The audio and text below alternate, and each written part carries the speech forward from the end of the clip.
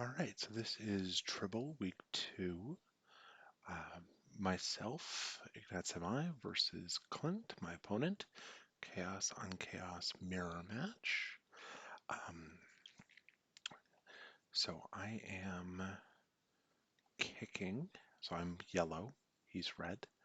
Um, and the only difference between the two teams is that I have a beast with sure hands and he has a beast with block. He has 2 rerolls to my 3 rerolls. Otherwise, we are a chaos on chaos mirror match. So you can see his issue right now is he's not covering the ball. The ball's back here. And while it is technically out of my range, it is definitely something that I would want to see him fall back and recover the ball. So he focuses on a number of hits. He's able to cause some damage, but he does leave things open on both flanks. He does have a bribe, so this foul's not as dangerous as it would normally be, but it's definitely not the best choice at this point. So he throws the single foul. Now at this point falls back, but at any point in time any of those blocks had gone wrong, he would have been in trouble. He's also left, as you can see here, I'm able to take advantage and get a number of players downfield very, very quickly, including my sure hands piece, which is a very good piece to have close to the ball. So we end up with a stun, and I've got a number of players pushing the backfield, and then I go to a scrum in the center of the field. That scrum ends up fairly predictably. He then covers slightly, and again goes for another foul, which is not the smartest. As you can see, he does get the ejection. So he's basically paid 100,000 gold, including 40k out of his own treasury, for 2 ineffective fouls, which is not the best use of the money, in my opinion. I would have liked to have seen either a Bloodweiser Babe, or if he did want to spend money out of his treasury, a team reroll. He also chooses to fade back here, which is an interesting choice because it lets me get even further behind the bulk of his team, which you can see I rather quickly do. So here we have, I've pushed fairly deep into his half of the field, and the bulk of his team is now more or less removed from the fight. So we're talking 4-on-1.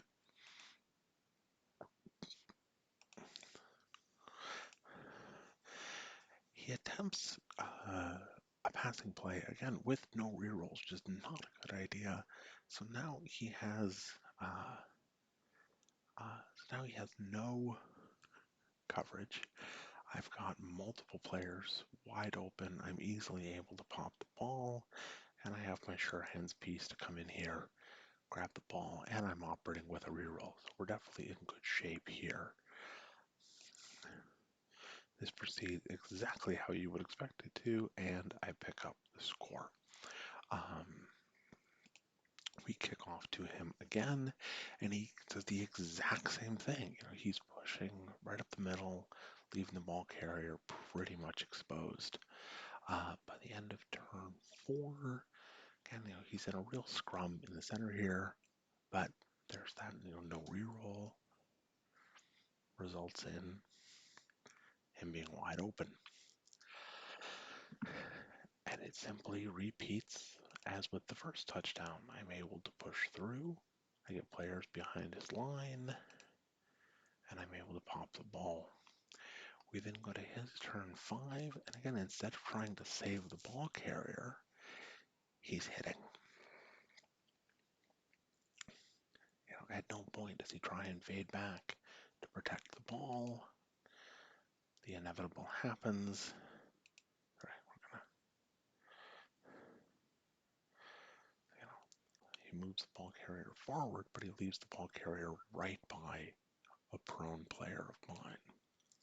This, of course, results exactly in what you would think. On my turn 5, I stand up, I pop the ball, and I'm able to recover.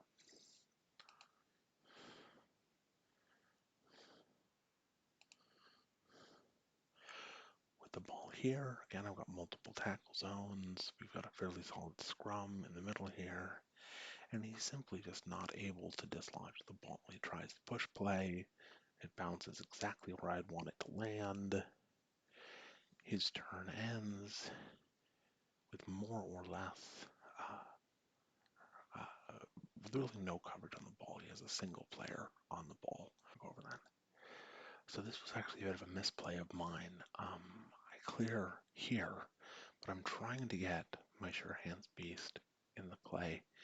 Instead of hitting here and simply moving the ball downfield, I try to get fancy.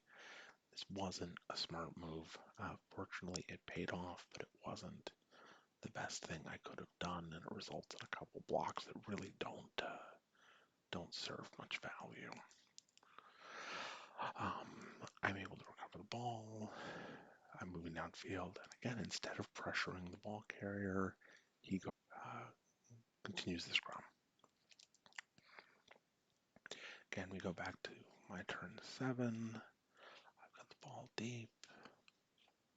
It ends exactly how you would expect it to end. He continues to scrum, no pressure on the ball whatsoever. More or less the same. And we end the half 2-0 in my favor.